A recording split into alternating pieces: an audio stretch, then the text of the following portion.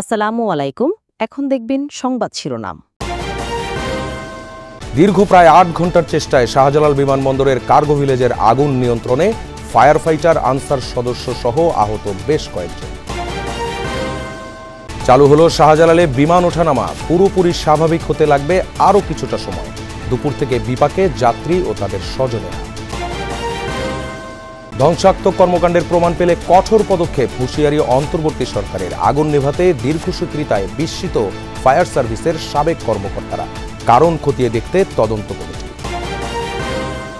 ছোটখাটো দূরত্ব কমিয়ে নির্বাচন অর্থবহ করার আহ্বান মির্জা ফখরুলের। আইনি ভিত্তি ছাড়া জুলাই সনদ কেবলই লোক দেখানো, ব্রিফিংয়ে এনসিপি। এতক্ষণ শুনছিলেন সংবাদ শিরোনাম, এখন দেখবেন বিস্তারিত। শাহজালাল বিমানবন্দরের কার্গো ভিলেজে লাগা ভয়াবহ আগুন প্রায় ৮ ঘন্টা পর নিয়ন্ত্রণে এসেছে। তবে এখনও তা পুরোপুরি নেভানো যায়নি। প্রাণান্তকর এই চেষ্টায় কাজ করেছে ফায়ার সার্ভিসের ৩৭টি ইউনিট, সাথে আছে সেনাসহ অন্যান্য বাহিনীর সদস্যরাও। রাত ৯টা থেকে শুরু হয়েছে ঢাকা বিমানবন্দর দিয়ে ফ্লাইট চলাচল, কিন্তু যে পরিমাণ ফ্লাইট বিলম্বিত হয়েছে সেই জট কাটতে বেশ খানিকটা সময় লাগবে। এর আগে দুপুর ১:২টায় হঠাৎই দেখা যায় আগুনের এক লেলিহান শিখা। আগুনের সূত্রপাত শাহজালাল আন্তর্জাতিক বিমানবন্দরের কার্গো ভিলেজের কোরিয়ার সেকশনে। দুপুর ২:৩০টার পর খবর পায় ফায়ার সার্ভিস। তাৎক্ষণিক ৭টি ইউনিট আগুন নেভানোর কাজ শুরু করে। এর আগেই বিমানবন্দরে ফায়ার সেকশন, সেনা, বিমান ও নৌবাহিনীর ফায়ার ইউনিট এবং অন্যান্য সংশ্লিষ্ট সংস্থা দ্রুত ঘটনাস্থলে পৌঁছে যায়। আগুন নেভাতে গিয়ে আহত হন ফায়ার ফাইটার আনসার সদস্য সহ বেশ কয়েকজন। তারা রাজধানীর সম্মিলিত সামরিক হাসপাতাল ও কুর্মিটোলা জেনারেল হাসপাতালে চিকিৎসাধীন। আমদানিকৃত সকল পণ্য রাখা হয় এই কার্গো ভিলেজে। এখানকার কোরিয়ার সেকশন থেকেই আগুনের সূত্রপাত। সেখানে ছিল কেমিক্যাল পণ্য, ফার্মাসিউটিক্যাল ইকুইপমেন্ট আর সুতাসহ নানান পণ্য। কার্গো ভিলেজে যখন আগুন জ্বলছে তখন বন্ধ করে দেওয়া হয় ঢাকা থেকে সকল বিমান চলাচল। আর ঢাকামুখী ফ্লাইটগুলোকে ঘুরিয়ে চট্টগ্রাম ও সিলেটে অবতরণের নির্দেশ দেয় এয়ার ট্রাফিক কন্ট্রোল এটিসি। পরে চট্টগ্রাম ও সিলেটে অবতরণ করে ঢাকামুখী ফ্লাইটগুলো। শত কোটি টাকার মাল এখানে এই যে দেখেন, এই যে আগুন জ্বলে উঠছে, এই হলো ধার্য পদার্থ, এগুলো কেমিক্যাল। প্রত্যেকটা কেমিক্যাল হলো মূল্যবান। এখানে স্বর্ণ আছে, এখানে ডায়মন্ড আছে, এখানে গোলা বারুদ আছে, অস্ত্র আছে, মানে আমদানিকৃত সব কিছু। DHL, FedEx, তারপরে UPS, অনেকগুলি যেগুলি ইন্টারন্যাশনাল কুরিয়ার কোম্পানি, সারা পৃথিবীর থেকে মাল সামাল আসে। ছোট ছোট পার্সেল, ওই 1/2 কেজি, 1 কেজি, 10 কেজি, এই ধরনের যত স্যাম্পল থাকে, আমরা স্যাম্পল বলি এটাকে। তো সেইটা থাকে হচ্ছে এই সাইডটাতে, এই শেডটাতে, লাস্টের কর্নারে, যেটা আগুন এখনও জ্বলতেছে। তারপরে আছে আমাদের কেমিক্যাল, এরপরে আছে আমাদের বন্ডের যে সুবিধায় মালগুলি বের হয় সারা বাংলাদেশের গার্মেন্টসের বিভিন্ন আর্জেন্ট শিপমেন্টগুলি। যেমন আমারই পার্সোনাল, আমার এক ফ্যাক্টরি 16 টন সুতাই আছে। তো সুতাটা শুক্রবার নেমেছে, তো সেটা টোটালটাই শেষ। উৎসুক জনতা এসে ভিড় করে এখানে উদ্ধার কাজটাকে যাতে মানে বিঘ্ন করতে না পারে, এবং আমরা সেটা খুব সুশৃঙ্খল রেখেছি। ঢাকার পরিবর্তে 8টি চট্টগ্রামে, 3টি ফ্লাইট সিলেটে অবতরণ করেছে। এছাড়া চীন থেকে আসা 2টি ফ্লাইট ফিরে গেছে।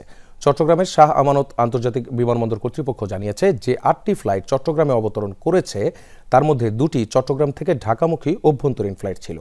অপর 6টি ফ্লাইটের একটি ব্যাংকক থেকে, আরেকটি মধ্যপ্রাচ্য থেকে ঢাকায় অবতরণ করার কথা ছিল। বাকি 4টিও আন্তর্জাতিক ফ্লাইট।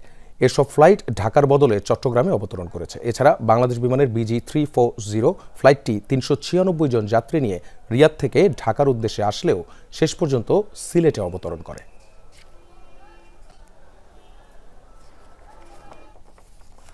দর্শক, বিমানবন্দরে সাংবাদিকদের ব্রিফ করছেন ফায়ার সার্ভিসের মহাপরিচালক ব্রিগেডিয়ার জেনারেল মোহাম্মদ জাহেদ কামাল। আমরা সরাসরি যাচ্ছি তার ব্রিফিংয়ে। এবং এর মধ্যে এখন পর্যন্ত আমাদের জানার মধ্যে কোনো নিহত নাই। আর আমরা 2118 অর্থাৎ রাত 9টা 18 সময় আগুন নিয়ন্ত্রণে দিয়েছি। বর্তমানে আমরা নির্বাপনের কাজ করছি। আগুন আমাদের সম্পূর্ণ নিয়ন্ত্রণে আছে। আগুন আর বাড়ার কোনো সম্ভাবনা নাই। আমরা এখন শুধু নির্বাপনের কাজটা করে যাচ্ছি। আর আপনারা জানেন ইতিমধ্যে আন্তর্জাতিক এবং ডোমেস্টিক ফ্লাইট কিন্তু চালু হয়ে গিয়েছে, অলরেডি চালু হয়ে গিয়েছে। এবং আমাদের এখন পর্যন্ত আমাদের হিসাবে আমাদের 2 জন ফায়ার ফাইটার আহত হয়েছে। আমরা শুনেছি আনসারের কিছু সদস্য সম্ভবত প্রাথমিকভাবে আহত হয়ে থাকতে পারে, আমরা সংখ্যাটা এখনো কনফার্ম না। আর আমাদের যে জায়গায় আগুনের ঘটনা, এটা হচ্ছে আমদানি কার্গো যে রাখার জায়গা, আনুমানিক 400 গজ বাই 400 গজের মতো জায়গা, যেখানে খোলা জায়গায় এবং বদ্ধ জায়গায় বা বিভিন্ন স্টোরে বিভিন্ন মালামালগুলি রক্ষিত আছে এবং আমরা সেইগুলিতেই আগুন নিবানোর কাজ করেছি। আগুন নেভাতে দীর্ঘসূত্রিতায় বিস্ময় প্রকাশ করেছেন ফায়ার সার্ভিসের সাবেক মহাপরিচালকরা। পাশাপাশি স্পর্শকাতর এলাকায় আগুন নেভাতে কেন এত সময় লাগছে তা নিয়েও প্রশ্ন তুলেছেন তারা। আমি বলবো এটা একটা বড় একটা অব্যবস্থাপনা। এই অব্যবস্থাপনার কিন্তু এই গাফলতি কিন্তু আমি বলবো এর আগে ঘটেছিল, কিন্তু আগুনটা লেগে তারা কিন্তু কখনোই শিক্ষা নিল না আসলে, একটা বড় একটা আর আমি বলবো যে এখানে অবশ্যই এই বিভিন্ন অর্গানাইজেশন কাজ করে। অনেকে বলতে পারে যে এখানে সাবঅর্ডিনেট হয়েছে কিনা, সাবঅর্ডিনেট যদি হতেও পারে তাহলে তো বলবো যদি সাবঅর্ডিনেট যদি কেউ করেও থাকে তবে এখন তাহলে বলবো যে এখানে গোয়েন্দা গাফলতি রয়েছে। যারা গোয়েন্দা, যারা এয়ারপোর্টে বিভিন্ন সংস্থা কাজ করে, তারা কি ঠিক মতো কাজ করতে পেরেছে আসলে? যে আমাদের দুর্বলতা রয়েছে দুই ভাবে। একটা হলো যে যারা ফাইট করবে তাদের সক্ষমতার অভাব রয়েছে, আর দ্বিতীয়ত যারা ব্যবহার করবে তাদেরকে যদি আমরা সচেতন না করতে পারি, তাদেরকে বাধ্যতামূলকভাবে যে ব্যবস্থাপনা সঠিক না করা পর্যন্ত তাদেরকে ছাড় দেওয়া যাবে না। সম্প্রতি সংঘটিত একাধিক অগ্নিকাণ্ডের প্রতিটি ঘটনা নিরাপত্তা সংস্থাগুলো গভীরভাবে তদন্ত করছে। শনিবার রাতে এক বিবৃতিতে অন্তর্বর্তী সরকারের পক্ষ থেকে এমন তথ্য জানানো হয়। এতে বলা হয়, দেশের বিভিন্ন স্থানে হওয়া অগ্নিকাণ্ডের ঘটনায় জনমনে যে উদ্বেগ সৃষ্টি হয়েছে, অন্তর্বর্তী সরকার তা নিয়ে গভীরভাবে অবগত। মানুষের জীবন ও সম্পদ সুরক্ষায় সর্বোচ্চ সতর্কতা অবলম্বন করা হচ্ছে। নাশকতা বা অগ্নিসংযোগের কোনো বিশ্বাসযোগ্য প্রমাণ পাওয়া গেলে সরকার তাৎক্ষণিক ও দৃঢ় পদক্ষেপ নেবে। কোনো অপরাধমূলক কর্মকাণ্ড বা উস্কানির মাধ্যমে জনজীবন ও রাজনৈতিক প্রক্রিয়াকে বিঘ্নিত করার সুযোগ দেয়া হবে না বলেও জানানো হয়। সবশেষে ঐক্য, সংযম আর দৃঢ় সংকল্প নিয়ে গণতন্ত্রের উত্তরণের পথে যে কোনো হুমকির মোকাবেলার প্রত্যয় ব্যক্ত করা হয় বিবৃতিতে। এদিকে বিমানবন্দরের অগ্নিকাণ্ডের ঘটনা তদন্তে 7 সদস্যের কমিটি গঠন করেছে অন্তর্বর্তী সরকার। ছোটখাটো দূরত্ব ভুলে সব রাজনৈতিক দলকে ভোটে অংশ নিয়ে নির্বাচন অর্থবহ করার আহ্বান বিএনপির মহাসচিব মির্জা ফখরুল ইসলাম আলমগীরের। বলেন, রাজনৈতিক দলকে দায়িত্বশীল আচরণ করতে হবে, সব কর্মকাণ্ড সংসদমুখী করা উচিত। দুপুরে পানি ভবনে পানি উন্নয়ন বোর্ডের জাতীয়তাবাদী শ্রমিক কর্মচারী ইউনিয়নের সাধারণ সভা ও সম্মেলনে তিনি কথা বলেন। মির্জা ফখরুল বলেন, সংসদ ভবনের সামনের সংঘর্ষ অপ্রত্যাশিত, সব রাজনৈতিক দলের দায়িত্বশীল আচরণ করা উচিত। এক্ষেত্রে বলেন, ঐতিহাসিক জুলাই সনদে বেশিরভাগ রাজনৈতিক দল স্বাক্ষর করেছে, এটা অনন্য ঘটনা। এতে রাজনীতি স্বচ্ছ ও গণতন্ত্র প্রাতিষ্ঠানিকভাবে উন্নত করতে সহযোগিতা করবে।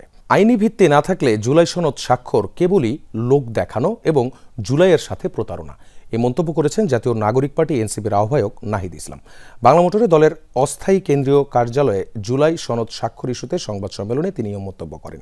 নাহিদ ইসলাম বলেন, ঐকমত্য কমিশন আলোচনায় ডাকলে তাতে সাড়া দেবে এনসিপি। নোট অফ ডিসেন্টের সঙ্গে জুলাই সনদের কোনো সম্পর্ক নেই বলে মনে করেন তিনি। বলেন, সাপ্লাই হবে এনসিপির মার্কা, আর এই প্রতীক নিয়েই নির্বাচনে অংশ নেবে তার দল। এনসিপির সদস্য সচিব আখতার হোসেন বলেন, জুলাই সনদের আইনি ভিত্তি না দেয়ায় ও বাস্তবায়নের ধারণা অস্পষ্ট থাকায় অনুষ্ঠানে অংশ নেয়নি এনসিপি। জুলাই যোদ্ধাদের ওপর হামলার নিন্দা জানানোর পাশাপাশি তদন্তের দাবিও জানান আখতার হোসেন।